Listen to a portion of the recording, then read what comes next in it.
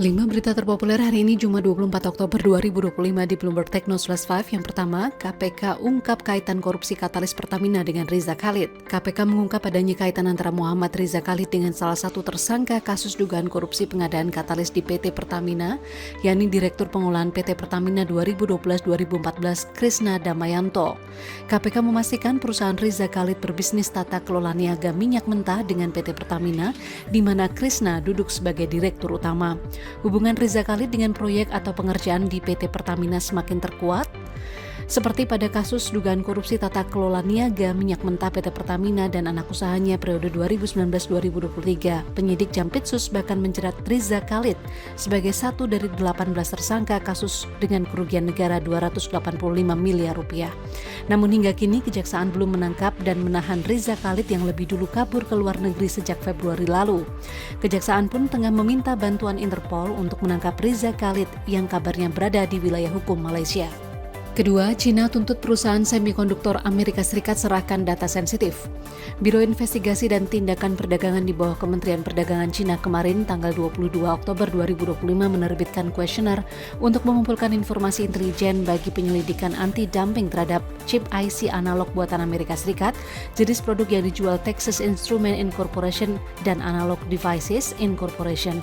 Biro ini meminta data aktivitas penjualan di China, termasuk perbandingan biaya dan keuntungan untuk chip yang diselidiki di negara asal mereka dan negara Asia tersebut. Selain itu, Biro Perdagangan Adil Beijing juga meminta nama pelanggan Cina dan detail transaksi termasuk volume penjualan dan biaya logistik hingga pergudangan. Kuesioner tersebut meminta informasi tentang pemasok bahan baku yang bekerja sama dengan perusahaan chip Amerika Serikat ini dan harus dijawab dalam 37 hari.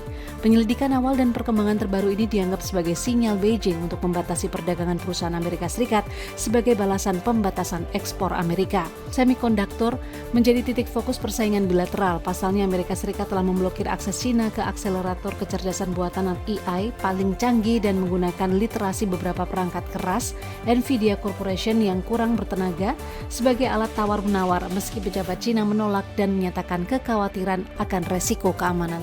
Ketiga, saat RI ribut wacana E10 di AS, mandatory bioetanol 15% ditentang. Perluasan mandatory bensin dengan campuran etanol 15% atau E15 sedang mendapat penolakan di Amerika Serikat di tengah kebijakan Indonesia yang mewajibkan penggunaan bioetanol 10% atau E10 pada 2027 setelah polemik pembatalan pembelian base fuel sebanyak 40.000 barrel dari Pertamina oleh SPBU Vivo usai ditemukan kandungan etanol sebanyak 3,5%. Padahal ketentuan Ditjen Migas memperbolehkan ambang batas 20%. Awal bulan ini, Menteri SDM Bahlil Lahadalia menyampaikan bahwa Presiden Prabowo setuju mandatory E10 yang telah lama dipertimbangkan pemerintah. Hanya saja, kata Bahlil, rencana ini memerlukan waktu uji coba sebelum diadopsi sebagai kebijakan energi nasional. Sedangkan American Petroleum Institute atau AP dalam suratnya kepada Kongres Amerika Selasa 21 Oktober 2025 menyatakan bahwa perkembangan legislatif, peraturan, dan pasar selama 8 bulan terakhir telah mendorong EP untuk mengubah posisinya terhadap RUU yang disebut Undang-Undang Pilihan Konsumen dan Pengecer Bahan Bakar Nasional tahun 2025. Keempat, respon Cina soal wacana AS larang ekspor perangkat lunak. China menanggapi wacana Amerika Serikat untuk melarang membeli berbagai jenis perangkat lunak krusial. Hal ini disebut akan dilakukan jika China tidak membatalkan ancamannya untuk membatasi ekspor logam tanah jarang. Sementara itu, Wakil Perdana Menteri He Lifeng akan bertemu Menteri Keuangan Amerika Serikat Scott Bessent di Kuala Lumpur, Malaysia pada 24 hingga 27 Oktober 2025 untuk berunding meredakan ketegangan kedua negara. Nantinya mereka juga akan menyiapkan pertemuan antara Xi Jinping dan Donald Trump yang diprediksi berlangsung di sela-sela KTT APEC di Korea Selatan dan di sela KTT ASEAN.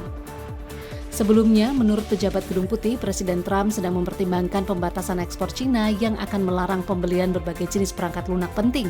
Namun belum ada detail jenis pembatasan maupun jadwal pengumumannya. Tetapi sebelumnya Amerika memberlakukan kontrol ekspor perangkat lunak, Enterprise Resourcing Planning atau ERP, Customer Relationship Management atau CRM, dan Computer Aided Design atau CAD untuk Rusia dalam beberapa tahun terakhir. Kelima, Danantara sebut Garuda atau Gia right issue usai private placement. BPI Danantara pada Kamis 23 Oktober 2025 menyebut akan melakukan hak memesan efek terlebih dahulu atau HMETD right issue setelah pelaksanaan private placement. Hal ini dilakukan untuk meningkatkan kepemilikan saham publik yang sebelumnya terdilusi setelah pelaksanaan right issue. Dengan suntikan dana segar Danantara melalui private placement dan SHL 30 triliun rupiah tersebut, Gia akan membukukan keuntungan di tahun depan. Seperti diketahui, Gia berencana melakukan private placement dengan menerbitkan 407,90 miliar saham baru dari portepel dengan harga pelaksanaan Rp75 per saham dengan kategori saham seri D. BPI Danantara akan menyerap seluruh saham ini dengan nilai mencapai 1,44 miliar dolar Amerika Serikat atau setara dengan 23,39 triliun rupiah. Berdasarkan data kepemilikan terakhir sebelum transaksi, PT Danantara Asset Management tercatat memegang 64,54% saham Garuda Indonesia, diikuti PT Trans Airways sebesar 7,99% dan investor publik 27,46%.